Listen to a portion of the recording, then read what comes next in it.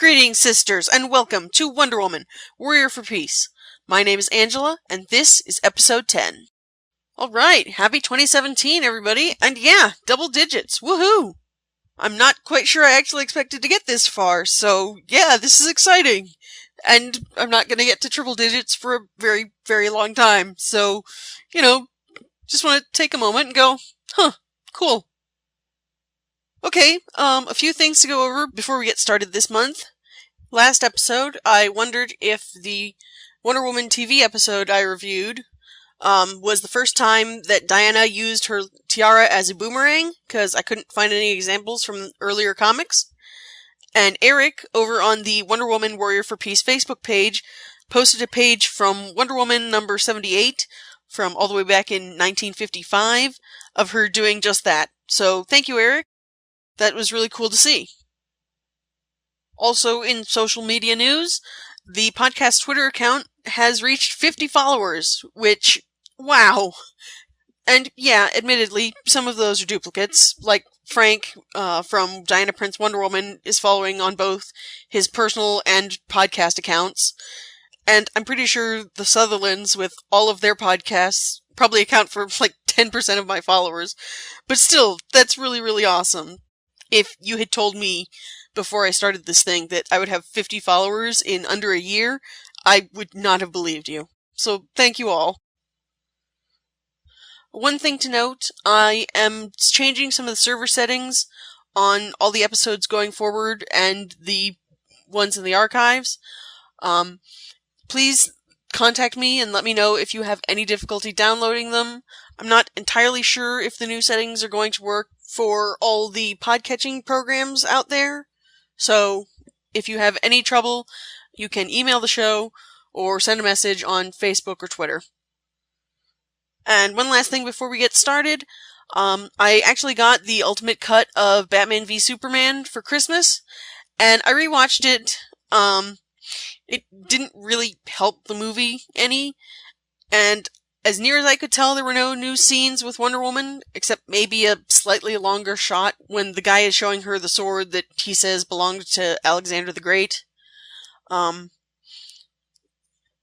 just rewatching it, it made me realize that something that really would have helped the movie is if the music had been just a bit more hopeful.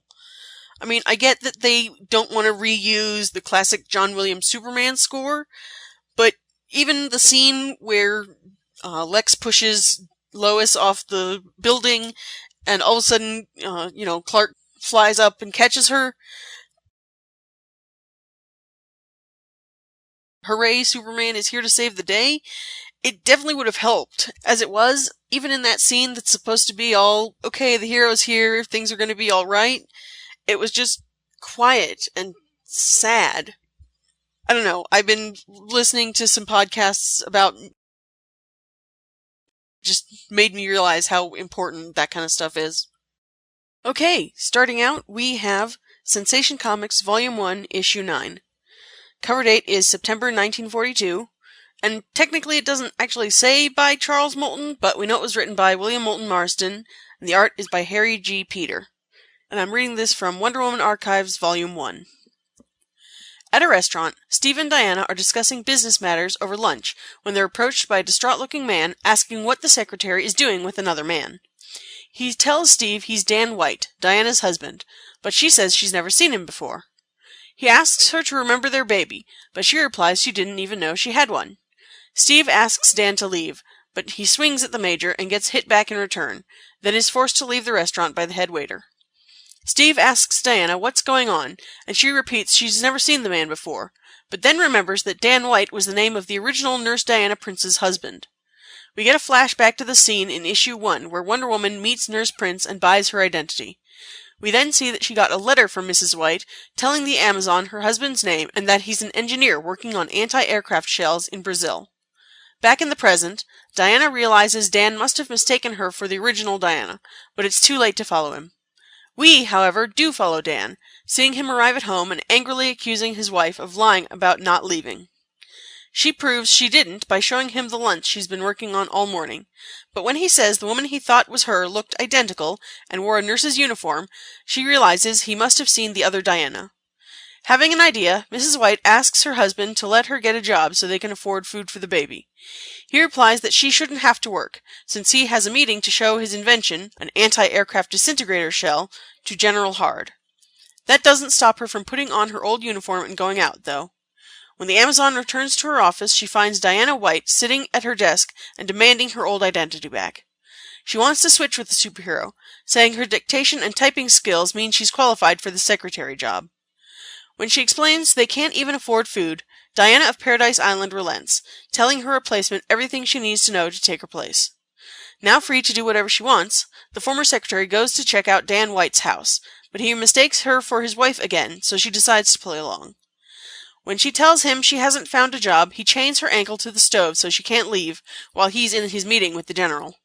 She asks about his invention, and he explains that the shells are filled with a gas he's discovered called disintegratin, which when exploded dissolves all wood and metal in a 5-mile radius.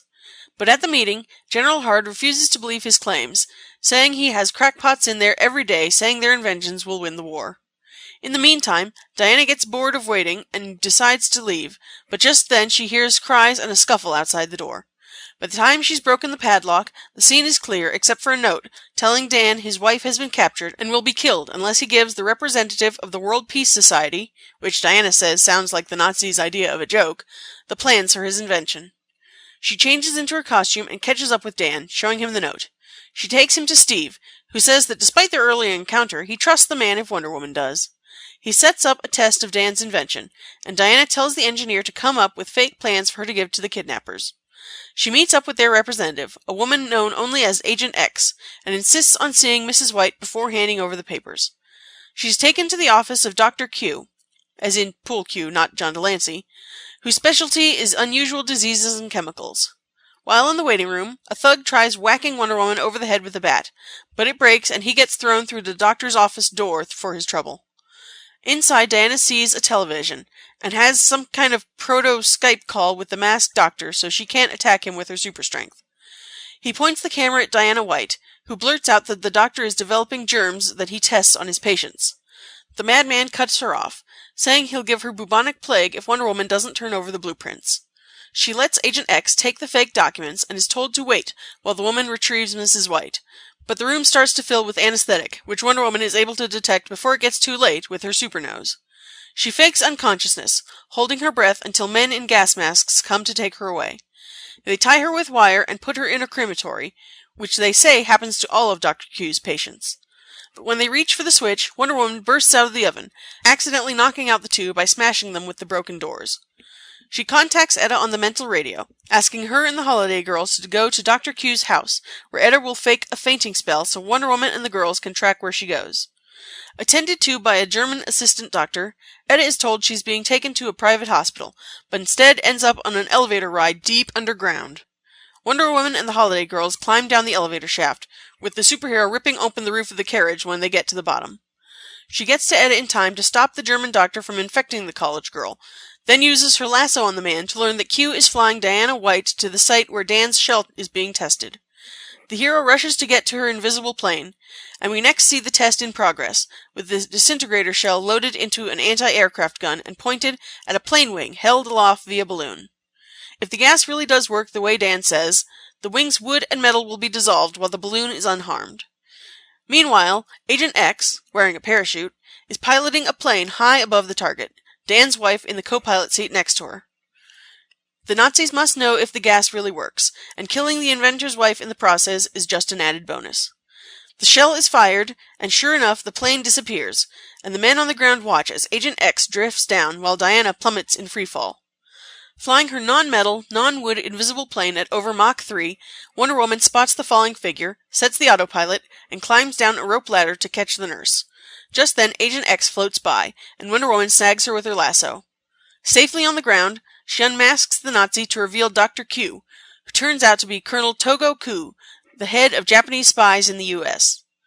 Back at home, Dan's wife is overjoyed to hear he has been hired by the military to make disintegrator shells, which means she can stay home and let the other Diana resume her job. The two Dianas meet, with Mrs. White sporting a new hairstyle that makes it easier to tell them apart. White confirms that her counterpart is the new Diana Prince, and the Amazon tells the woman she's glad to have her job back, though though she envies the other's role as a wife and mother. I really liked that this issue had continuity, bringing back the original Diana Prince. That was really cool. That really wasn't that much of a thing back in the day. I mean, we've already had, 1 month Paula von Gunther is captured by Wonder Woman and taken to a special prison to be rehabilitated, and the next month was executed in a normal prison. I mean, these were designed as standalone stories that really didn't have much impact from one issue to the next, so the fact that they brought back the original Diana Prince was a nice surprise. I was even able to flip back a few pages to compare the flashback scene with the original, and it was definitely redrawn, but the layout is very similar, and the dialogue is almost exactly the same. One thing that I want to mention, I found a website called Law and the Multiverse that looks at comic books from a legal point of view, and they actually have a post where someone asked, how legal is it for the original Diana Prince to sell her identity to Wonder Woman? And it's a pretty interesting read. I will include a link in the show notes. One thing that's kind of funny, Dan and Diana's baby only has one speech bubble, and, it's just kind of baby talk, da-da type of thing, but it definitely says Google, as in the search engine. I mean, obviously this is more than 50 years before Google actually became a thing, but it's pretty funny to see that. I was almost wanting to say, oh, is this baby gonna grow up to invent Google? But no, the guys who did that are way too young. This kid would maybe be their parents' age. One thing that bothered me was that Dan chained up who he thought was his wife, and there was no repercussions for it. I mean, I understand the situation. It was a different time. Husbands felt responsible to take care of their wives, and if the wife had to work, that means that he was just a complete failure. And yes, technically, he didn't chain up his wife, he chained up Wonder Woman, who was able to easily escape. And yes, I get that chaining the wife to the stove is a metaphor for women being stuck in the house and it not being acceptable for them to be in the workplace. But still, the guy literally chained who he thought was his wife to a stove, and there was no, hey, that was real dumb. Don't do that. The narration box does say that Wonder Woman's plane is going at 40 miles a minute, which, if my math is right, equates to 2,400 miles an hour, or just over Mach 3. Let me repeat that. A plane with a propeller on the nose is going over 3 times the speed of sound. Good grief. I know this version of the Amazons is supposed to be this super sci-fi civilization, but they can come up with that kind of technology and make it silent and invisible? I mean, I was going to make a joke about transparent aluminum, but no, she says it isn't made of metal or wood. So I don't even know what's left. Plexiglass? Maybe? Was that even a thing back in the 40s? And speaking of things back in the 40s, I did find it kind of weird when it talked about a television in 1942. I know generally, at least for me, I think the start of TV is more in the 1950s. But looking it up, they were actually invented all the way back in the 20s, and even had some broadcast stations back then.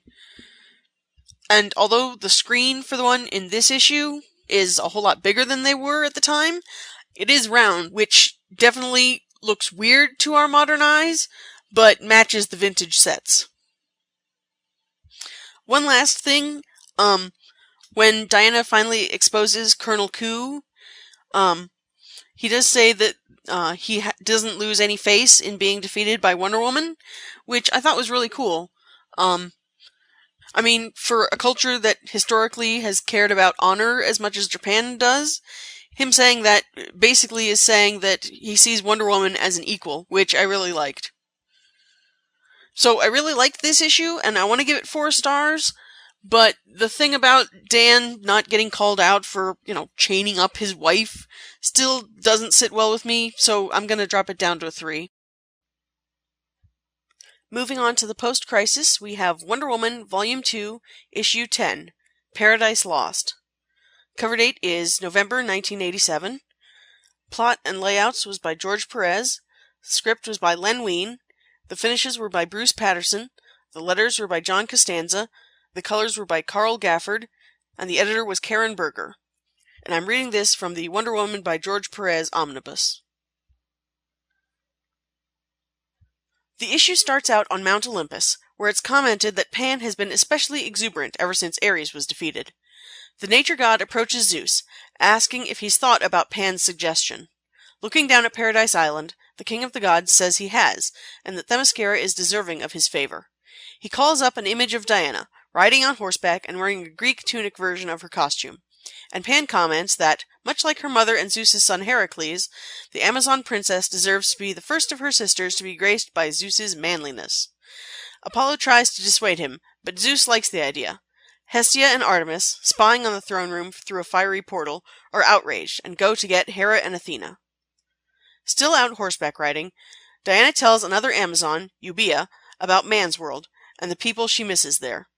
The princess says their cultures could learn from each other, and her companion comments how the Amazons' Council of Justice is considering the items she brought back with her. We next see the council chamber, with the modern things spread out on a table. Philippus wants nothing to do with Man's World, but Mnemosyne, who's a teacher and mother of memory, which I guess means historian, says the knowledge could be useful. Acantha wonders if what the book of mythology said about the Amazons who went with Antiope is true, and holding up an American flag mentions they've seen it twice, once at a moment when they were saved, another when they were nearly destroyed, and wonders if their destiny is somehow tied to it. At this, Queen Hippolyta finally speaks, saying that even though Diana wore those colors when she fought Ares, it means nothing to them now, and her daughter is staying home. Just as she says this, white clouds gather in the sky, and the voice of Zeus is heard across the island. He says that in reward for defeating Ares, he has a gift for Diana only he can give, and commands her to fly up into the sky to him. He appears before her and tells her she's the first Amazon to be chosen to worship him, physically. Recognizing his words as all too similar to those of his son, Hippolyta calls for her horse so she can rush to her daughter's aid. Diana tries to tell the king of the gods thanks but no thanks, but that only outrages him. He starts to torture her with lightning, and despite her trying to explain that even though she worships him, she's not his plaything, all he does is yell about how dare she reject him. Hippolyta rides up, crying out that he should deal with her instead. She won't let him do this to her daughter, but just as Zeus is about to hurl a thunderbolt at her, Hera uses her power to suck her husband back up into the sky, as he screams all the while that his wife will pay for interfering. Hippolyta rushes to Diana's side, and the princess says he didn't harm her, but since he thought he was giving her a reward, the rejection may have doomed them. Later in the Temple of the Oracle, Diana wonders if maybe giving herself to the gods is her destiny, but her mother replies that it goes against everything they've ever been taught. Menelope says the gods are ready to give an answer, and the princess hears them calling to her in her mind. Reassuring Hippolyta that this is the way to find out, Diana is transported to Olympus in a blast of energy, appearing before the assembled court of the gods. She meets Queen Hera, but Zeus is still angry. Artemis reminds him that he's agreed to let the Amazons prove themselves worthy, and Apollo says that winning this test will show both who Diana is and the truth about her destiny, while Persephone says if she fails, she'll meet the goddess's husband. Hades. Zeus shows the Amazon an image of the sealed gateway beneath Themyscira, explaining that her task is to go inside and defeat the challenges each god has set up, after which she must bring back Zeus's greatest treasure. Only then will she be told what the prophecies say about her. She accepts, saying the risk is worth it, and is sent back to Earth. To the surprise of no one, the queen is outraged by this news. She says she should be the one risking her life for their people, but Diana replies that this is the god's will. Her mother says she's getting tired of their games, and walks away in disgust. That night, Diana, armed with battle axe, spear, and shield, and wearing a Grecian armor version of her costume, rides to the cave where the gate lies. She bids her sisters goodbye, wishing her mother had come with, then approaches the gate alone. She has to pry it open with brute strength, since it's been closed ever since the woman she was named after died. As soon as she gets it open, a cold wind rushes out, and the portal tries to close itself, but she manages to slip inside. She starts descending a bone-white staircase into the darkness, hears an odd beating noise, then notices something glinting on the steps. It's a bullet casing, something she's very familiar with from her time in Man's World. But just as she's wondering how it could possibly have gotten there, eyes appear in the darkness under the stairs, and a pitch-black hand grabs her ankle. It's just one of a sea of hands, all reaching for her, dragging her down. She asks who's there, and a spectral voice replies that its name is Cautus, and it's the last of the Hecatonchires, the 100-handed ones. It turns out she's been walking on its spine, so it's going to eat her, then escape the pit now that she's weakened the seal. Diana manages to fly free of its grasps, then hurls her spear at the source of the beating noise, the creature's heart. As it dies, it continues to reach for her, so to end it quickly, she smashes its spine with her axe. Both she and the monster fall to the bottom of the pit, where she dusts herself off and continues on her journey. She smells brimstone and enters a cavern filled with lava. She goes to fly over it, but a jet of flame rises up in front of her, which she's just barely able to dodge. Looking down, she's astonished to see the Hydra, and the issue ends with all 7 of its heads stretching from the molten rock and headed right for her. So I want to say that I'm naming all these Amazons because I honestly don't know who's going to be important for the story going on and who's just a one-and-done character. I'm trying to find the correct pronunciations, but it can be kind of tricky. And so for this issue, I made sure to check with someone who knows a little Greek. Admittedly, it's ecclesiastical Greek, but still, it's better than what I can read. Euboea, I know, is an island. I'm pretty sure I got that one right. Acantha was pretty simple too. Hecatonchires was a pain, but I finally deciphered that. At least, I'm pretty sure. The one Amazon, Mnemosyne, who they call the Mother of Memory, she's actually named after the Greek personification of memory. She was one of the Titans. And her name is actually where we get the word mnemonic from. But my source said that it should be pronounced Mnemosyne. The internet said it should be Mnemosyne. I can't tell for sure myself, so I'm going to trust my source rather than, just random text-to-speech on the internet. One thing I thought was pretty clever was the credits for this one. Instead of just being, a random text box with the credits, they're actually incorporated into the artwork. They're kind of wrapped around a pillar on Mount Olympus, which looked really cool. The book that Diana brought back that the council was examining was actually Bullfinch's Mythology. That book was hugely popular and helped spark an interest in Greek myths. It actually covers 3 eras.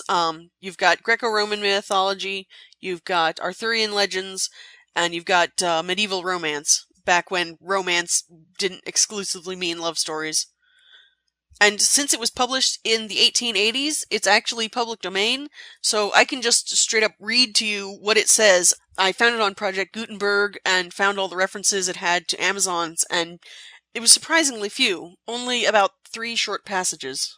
It talks about how Hercules went to the Amazons to get Queen Hippolyta's girdle as his 9th labor, and she gave it to him peacefully, but then Hera inspired the warriors to attack, and he thought he'd been betrayed, so he killed the queen. That's obviously, the original Greek myth, not how it happens in Wonder Woman lore. But then later it talks about Theseus, and this is the Theseus of the Labyrinth and Minotaur fame. And so it says, one of the most celebrated of the adventures of Theseus is his expedition against the Amazons. He assailed them before they had recovered from the attack of Hercules, and carried off their queen Antiope. The Amazons, in their turn, invaded the country of Athens, and penetrated into the city itself, and the final battle in which Theseus overcame them was fought in the very midst of the city. But really, that only kind of skims over what the full story is. Depending on which myth you read, either Hercules abducted Antiope or Theseus captured her himself and brought her back to Athens, and she fell in love with him, and they got married and had a son who she named Hippolytus after her sister. And back to pronunciations real quick. When I did my first episode, I was pretty sure it was pronounced Antiope, but my source is saying it might be Antiope or Antiope. I honestly have no idea at this point. I'm just going to keep using the pronunciation I've been using, and when the movie comes out, if they pronounce it a different way, then I'll switch then. If you're a Shakespeare nerd like me, some myths say that it was actually Hippolyta who became Theseus's wife, And that's the setup you have in Midsummer Night's Dream, with setting up for their wedding. And then we have what's called the Attic War. Again, depending on which myth you read, either the Amazons attacked of their own volition, or Theseus was planning to dump his wife for another woman, so she ordered her Amazons to attack. And either the queen was killed in the crossfire, or Theseus slew her for her treachery. Either way, that was the ultimate defeat of the Amazons. But anyway, back to the comic. The thing that struck me when I saw it was, well, technically they misspelled bullfinch. They spelled it with 2 L's when it should only be 1. But it seems like a pretty obvious reference back to the Bullfinch department store that we saw in the Golden Age. Because that one was spelled with 2 L's, like the bird. And actually, come to think of it, Marston may have chosen that name because he read about the Amazons in Bullfinch's mythology, so yeah, who knows? So yeah, moving on to the bit about Zeus wanting to bless the Amazons with his favor. Unfortunately, that is 100% in character for the guy. I mean, traditionally, he would disguise himself as an animal, like a bull or a swan, or even a rain of gold somehow, and force himself on women and impregnate them. So, I don't want to say that Diana was lucky that that didn't happen to her, because, I mean, that's just horrific, and you shouldn't have to be grateful that that kind of thing didn't happen to somebody. But if this was closer to the original myths, she wouldn't even have been given a choice to say no. And probably would never want to go near a Kanga ever again. Yes, I know they're Golden Age. Cut me some slack. I'm trying to inject some humor in this horrible subject. But to look on the positive side, it was really great how they kept comparing Zeus and Diana with Hippolyta and Heracles. I mean, her mother knows exactly what it's like to go through that, and she will stand up to the king of the gods himself to make sure that doesn't happen to her daughter, which is really great. Moving on, Contis does say that he is the last of the 100-handed ones, because I'm not going to try to pronounce that name again. They were 3 giants who were the children of Gaia and Uranus, and they ended up siding with Zeus during the War of the Titans, and so they helped defeat the Titans, and in the end became the guards of Tartarus. At the end here, of course, we have the Hydra, which in mythology Hercules defeated in his second labor. Depending on which myth you read, the number of heads vary. Diana specifically says here it's the 7-headed Hydra. But the shtick with the Hydra was when you cut off one head, at least 1, if not 2 or 3, would grow from the stump. Of course, Marvel Comics took the name Hydra for their evil organization, where their slogan is, you cut off 1 head and 2 more shall take its place. It made for a real great cliffhanger, and as opposed as I am to Wonder Woman using weapons, I'm really glad she has that battle axe. One last thing, as I was looking up this issue online to get some more details for this recording, I saw that it had a special fold-out cover, and I'm looking through my book, and I'm like, wait, it's not there. That's not fair. This looks really cool. And so I thought, well, maybe it's in the back. So I flipped to the back, and yes, indeed, it is the Wonder Woman issue 10 fold-out cover. And it says it was actually released as a poster. And it's really sweet. It shows a ton of different monsters that she's going to have to face in this trial. So I'm not going to list them off because that's going to be spoilers for the next few issues, but it looks pretty darn cool. So, in spite of the whole Zeus thing, I really did like this issue, so I'm going to give it 4 stars. Moving on, we have Wonder Woman Volume 4, Issue 10, Vows. Cover date is August 2012. Executive editor was Eddie Berganza. Cover artist was Cliff Chang. Writer was Brian Azzarello. Pencilers were Kano and Tony Akins. Inkers were Kano and Dan Green. Colorist was Matthew Wilson. Letterer was Jared K. Fletcher. And the editors were Matt Idelson and Chris Conroy. And I'm reading this from Wonder Woman Volume 2, Guts. The issue picks up right where the last one left off, with Wonder Woman putting her neck in the noose of truth. Hel asks if she loves him, and after a pause, she says she does.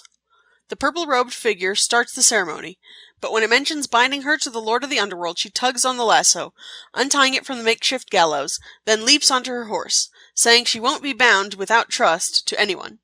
She gallops through the city, Hel's voice coming from the crowd of souls reaching for her. As she jumps over a wall of souls, the god of the dead threatens he will find Zola again, and the Amazon replies that he'll also find the gods protecting her, who won't be easily defeated.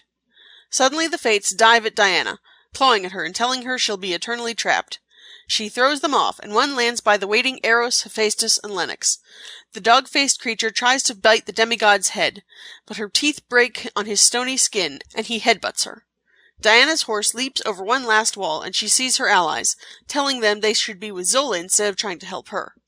Suddenly, a river of blood, all still made up of souls, comes racing towards them, Shining style, trying to drown them.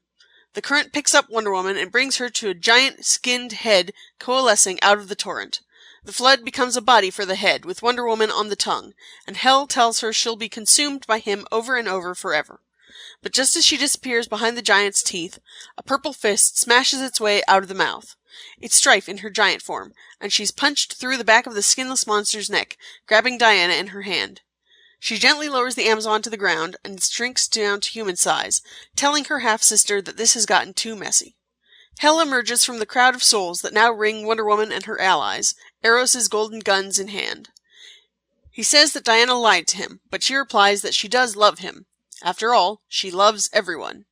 Hel is incredulous, saying it's not possible for anyone to love him, even with Eros' guns. Diana replies that since Hel doesn't love himself, the guns couldn't make anyone else love him. Realizing that regardless, she won't marry him, Hel tells his enemies to leave, dropping the pistols and walking away. Hephaestus stops him, giving the god of the dead the wedding gift he'd made him. As the heroes go back to Karen's boat, Diana is suspicious that Hephaestus planned the whole thing.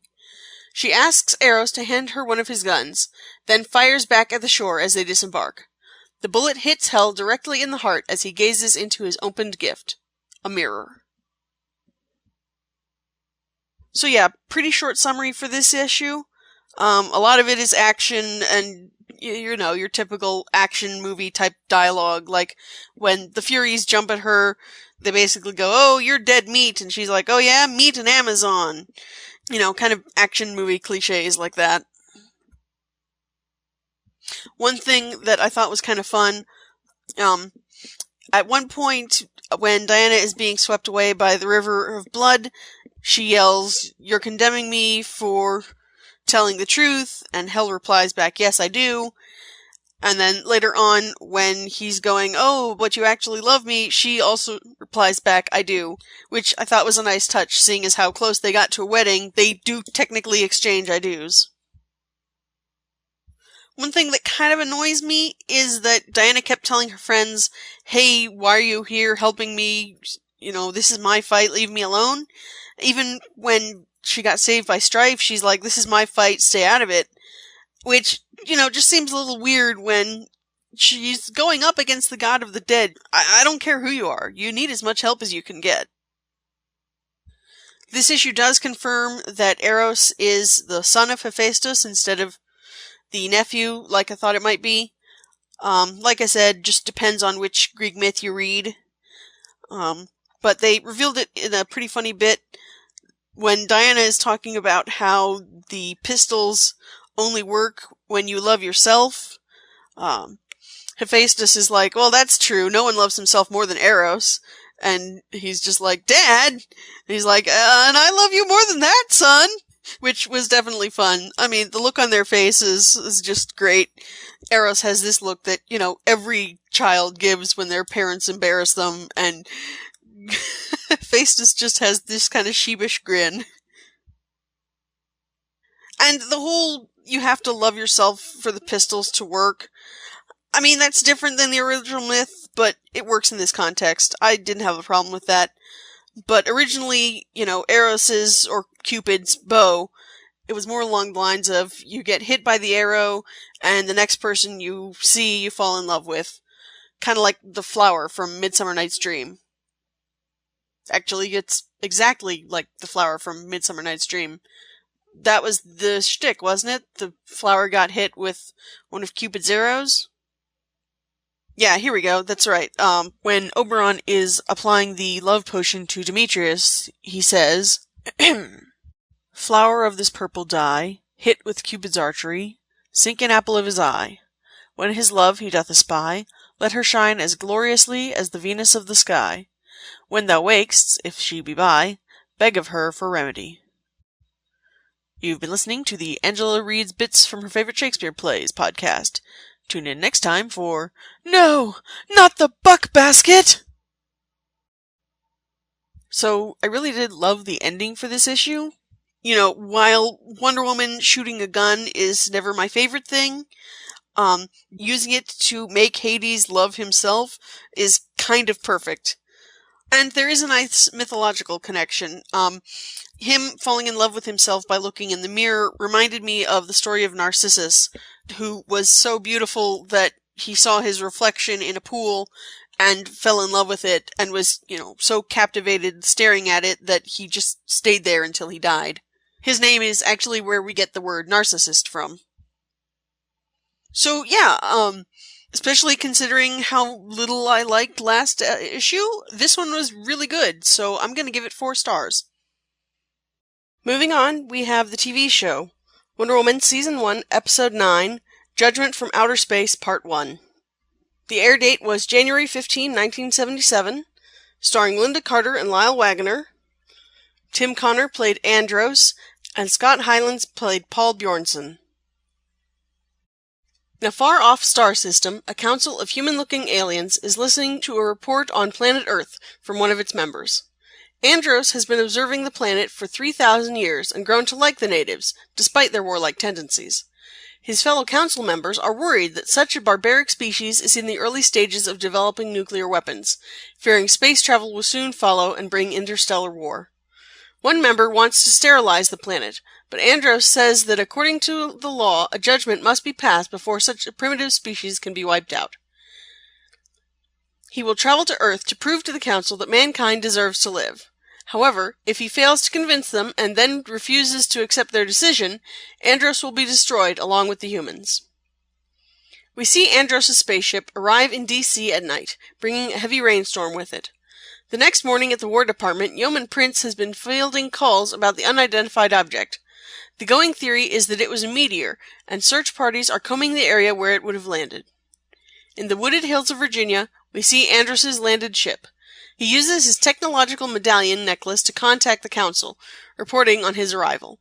He then finds his way to the search party base, where Steve and Diana happen to be. Andros introduces himself as a visitor from a council of planets who have been observing Earth since the Neolithic. He asks to speak to President Roosevelt and other Allied leaders, and says he will later do the same with the Axis. Diana sneaks off to spin into her costume, returning in time to hear Andros speak of finding a peaceful resolution before judgment is passed. The commanding general still thinks he's a spy, and orders his men to arrest the alien, but Andros freezes them in place with the touch of his medallion. He explains that his ship has a self-defense system that protects its owner as well, which could harm someone if they attempt an attack. Steve tries to convince the general to give Andros his meeting, but when the alien releases the soldiers, one throws a grenade at the stranger. The humans dive for cover, but the spaceman calmly picks it up and holds it in his hands, completely unharmed by the explosion. Finally convinced, the general relents, saying the alien will be taken to the War Department. At Fort Russell, one of the soldiers who was frozen by Andros is secretly speaking to a Swedish reporter about the scientist who could hold an exploding grenade. Bjornsson seems to doubt him, paying the soldier $5 for what he says will be a human interest story, but is quickly revealed to be a spy when he radios Nazi intelligence to report on the alien, as in foreigner, not extraterrestrial, scientist who is developing new weapons for the Americans. He's ordered by General von Dreiber to capture the scientist for the Axis. Back at the War Department, General Blankenship tells Andros they've arranged an initial meeting to determine his validity before he meets with the President. The alien responds by speaking in a foreign language, which Diana remarks is classical Greek, a comment about how tiresome it is to communicate with barbarians. Andros claims the line was spoken to him at a party by a friend, but Diana points out it comes from Socrates. The alien replies that's true, and says it seems he's not the only one who met the philosopher. Shrugging off the odd exchange, Blankenship explains that in the meantime Andros will be housed at a government guest house. They arrive, the Planetary Council watching their every move, but are quickly ambushed by armed men. Diana runs off and spins into her costume, returning just in time to save Steve from a bullet. Meanwhile, Bjornsson has appeared, and helps Steve send the attackers running. Andros says he's glad to meet Wonder Woman, though he's disappointed by the humans' display of violence. The men go inside and are quickly joined by Yeoman Prince, who says she went off to notify the police. Andros remarks to her that it was lucky that Wonder Woman was nearby, a knowing look on his face, before commenting on the attack. Steve tries to point out that every city has crime, but the alien says there's too much of it.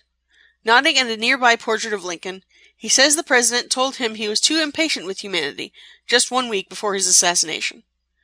He says he'll contact Steve, then activates his medallion, putting up a force field that stops anyone from keeping him from leaving. Steve reports to Blankenship as Diana and Etta chat with Bjornsson. Once the meeting is over, the Major and his secretary leave, telling the reporter the rest is top secret and he can't follow, even though he's neutral. Back in Steve's office, Diana suggests recruiting civil defense workers to search for the alien's ship. Steve tells her to go ahead with that and any other thoughts she has, which gives her an idea. We next see the Alien Council watching Andros visiting the Lincoln Memorial. He tells them of the great Earth hero who made peace as well as war, though sadly he has to tell them about the assassination as well. Wonder Woman appears, clad in her star-spangled cape. She asks how he could tell she was Diana Prince, and he says he recognized they were fellow exiles. She explains she's actually volunteered to help bring democracy and justice to man, and points out that he can help them defeat the Nazis. He responds that despite Blankenship's hopes, he must remain neutral and won't be providing the destructive race with even more powerful weapons. She asks about the storm when he arrived, and he demonstrates his power over nature by causing a spontaneous solar eclipse with his medallion. He tells the Amazon that she can help by being his friend and guiding his mission to understand this world. We next see Bjornsson trick Etta into giving him the location of Andros' demonstration, and the next day he spies on the proceedings through binoculars. After blowing up a shack with a bolt of lightning, Andros explains that humanity's research into atomic power means they'll soon learn space travel and spread throughout the cosmos. Life is precious in space, and if humans cannot learn to be peaceful, they'll have to be stopped before they can do any harm. He's not a diplomat, but their judge and jury, and will execute their civilization with volcanoes, earthquakes, and tidal waves if necessary. As Andros' meeting with the president drags on for 45 minutes, Wonder Woman worriedly recalls what he said about humanity, while Steve and Blankenship hope the alien believes they're good people despite the war. The general finally gets a call from the White House, ordering him to assemble a strike force in case the alien decides to turn on them. Andros meets with Wonder Woman, telling her the humans will try to kill him if he judges them too dangerous. She replies that, as children of Earth, she and her Amazon sisters will try to stop him as well. He asks about Paradise Island, and she explains about the peace and harmony that thrive there. He wonders why she doesn't end the war, and she says that's what she's trying to do by siding with the Allies. He wonders if the violence is necessary, and whether the war really is between good and evil. She says it is, but he's not convinced. She explains that humanity must be given a choice, and he replies that he wants to let them develop into a truly great civilization, and asks her to help him find the right answer. Wonder Woman agrees, but asks to use her lasso to make sure he's telling the truth. Under its influence, he confirms he's been truthful and that they won't be able to stop him, then explains that if he's imprisoned and unable to report back to the Council for 3 days, an orbiting weapon will make the planet a lifeless wasteland. As they walk away, we see Bjornsson watching from a nearby car. In his office, Steve is tracking Andros' every move, plotting his position on a map marked Strike Force A. Diana storms in, angry that the alien is being followed with an assassination squad waiting just in case. She says their only hope is to trust and be honest with him, but Steve explains he's been assigned to come up with a patriotically necessary military advantage. She angrily responds with Samuel Johnson's quote about patriotism being the last refuge of scoundrels, and quickly gets herself dismissed. Steve then gets a call from the strike force, telling him they've lost their target. Andros, back in his spaceship, makes contact with the Council. They tell him they've decided to simplify their judgment process. If the humans attack and kill him, their planet will be destroyed. As she leaves the War Department, Diana is met by Bjornsson, asking if she can put him in contact with Andros so he can get details for an article. She reminds him it's top secret. Then Etta arrives. Privately, she tells Diana that Andros has been found in the Library of Congress, and even though he's already got a guard, Steve wants her to go keep track of him, knowing the alien won't be suspicious of her. She tells the reporter she has to take a rain check, then heads off. We next see Andros browsing the shelves, and his guard is quietly taken out by Nazi agents. Diana arrives just in time to see Bjornsson telling a man he still thinks is a foreign scientist to come with them, so she spins into her costume and charges into battle. In the confusion, one of the spies manages to snatch Andros' medallion, but it falls to the floor. Bjornsson fires some kind of gas pellet at the Amazon's feet, knocking her out. The Nazis retrieve the medallion and approach Andros, only to be frozen in place by the watching council. They tell their representative that because he's trusted these savages, they're separating him from his power source, which means he will be as weak as any human. Unfrozen, the Nazis escort their prisoner out of the library. 15 minutes later, Wonder Woman is being carted out on a stretcher, and Steve tells Blankenship they've captured one of Bjornsson's men. The reporter was planted as a spy years ago for when something big came, and it's hard to think of something bigger than an alien threatening to destroy the planet. Steve orders checkpoints on every road leading out of Washington, then heads to check on Wonder Woman at the hospital. On the way, he meets Etta, who tells him the gas Wonder Woman was hit with was poison, and despite there being no known treatment, her superpowers seem to be curing her. In the hospital room, Steve tells the Amazon about Bjornsson. She says they have to get the alien back right away, or else the Council of Planets might decide to destroy Earth. She wants to message the Council to tell them about the attempt to rescue Andros, knowing that it will be possible with the technology on the still undiscovered spaceship. Despite the fact that the area has been searched over and over, Wonder Woman insists she's going to find it herself. She finally does, and remembering the whistle Andros used when activating his medallion, manages to get the door open. The Council, watching, decides not to bother with her, since when it doesn't get the key code from Andros, the satellite weapon will activate automatically, destroying the planet. The episode ends to be continued, as an alarm and warning light go off in the ship.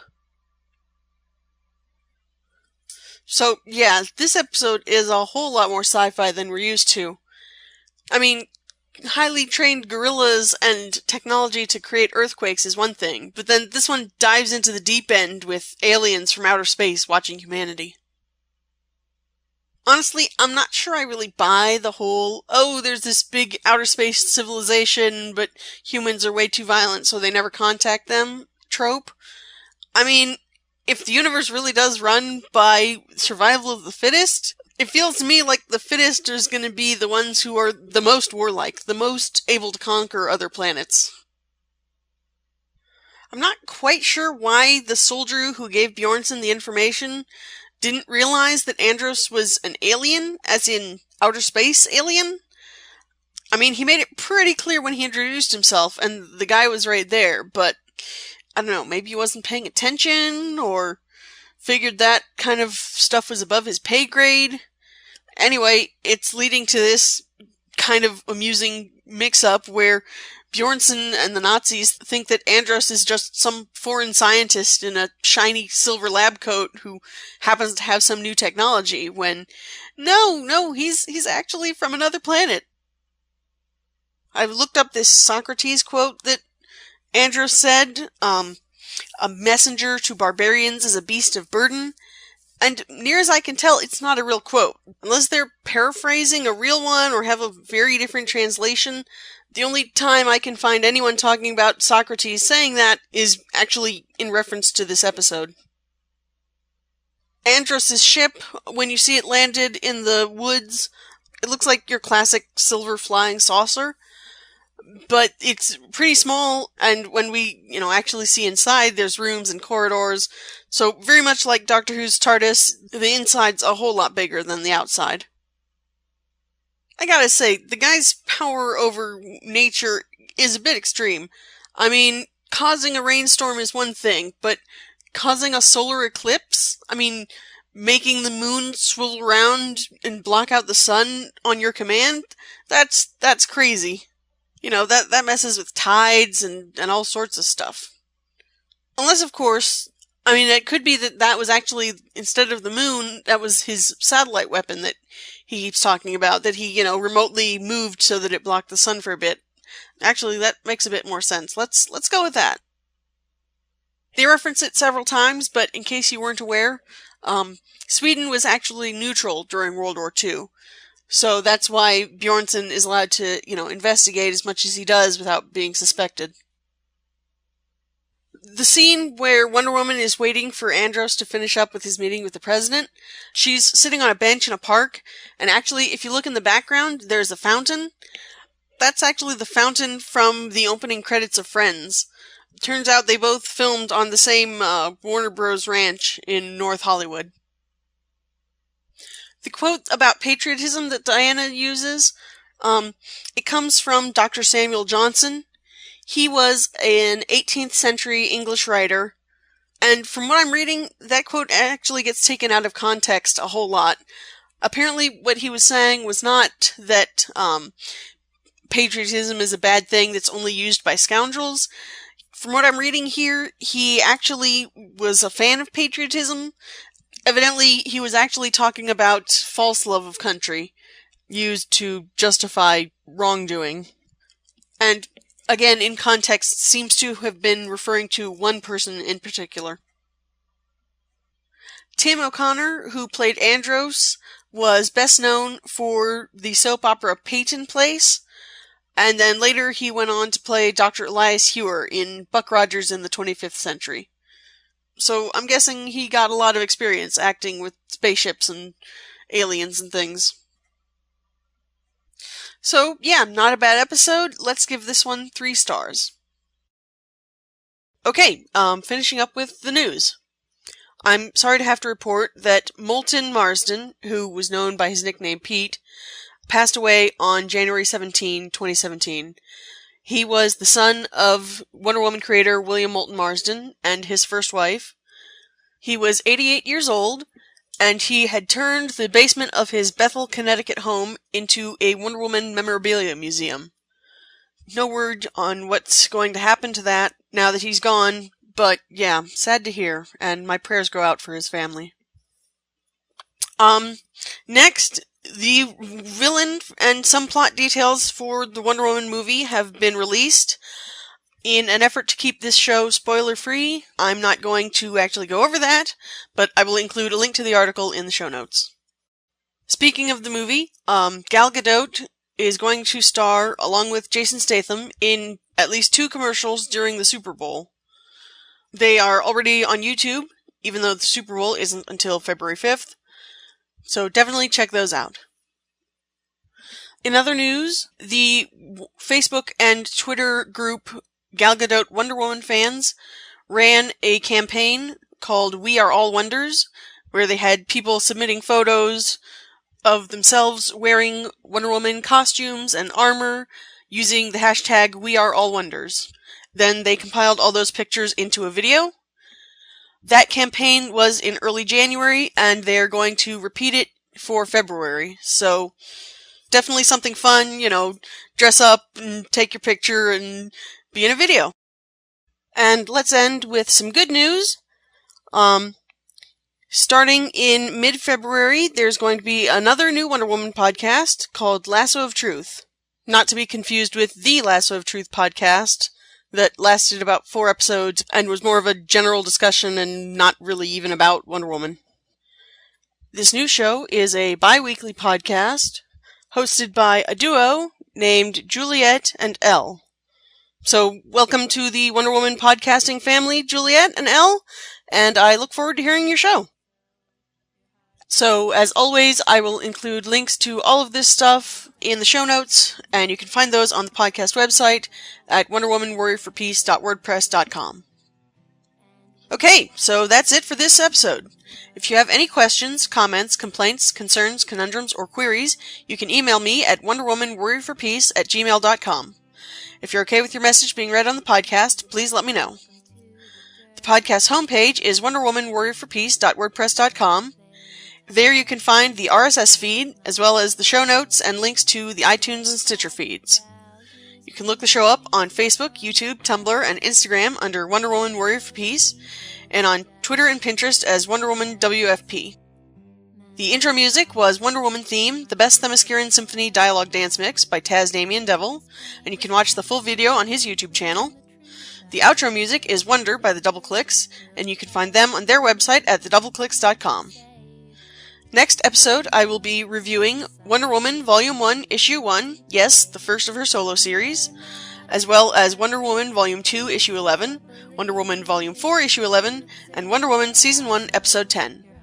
Oh, and I'll be giving my thoughts on the Lego Batman movie, because even though it seems like Wonder Woman is going to be just a background character and doesn't even have an actress listed on their IMDb page, there's no way I'm missing that movie.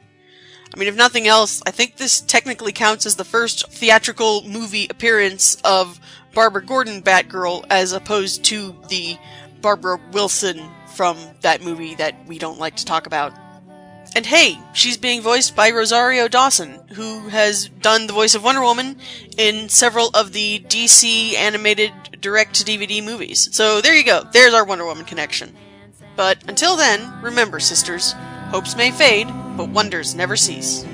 'Cause you're not a quitter, you still believe the truth's in your lasso, your heart's on your sleeve, and when we're drowning in darkness, you'll save us all from going under, and we'll watch you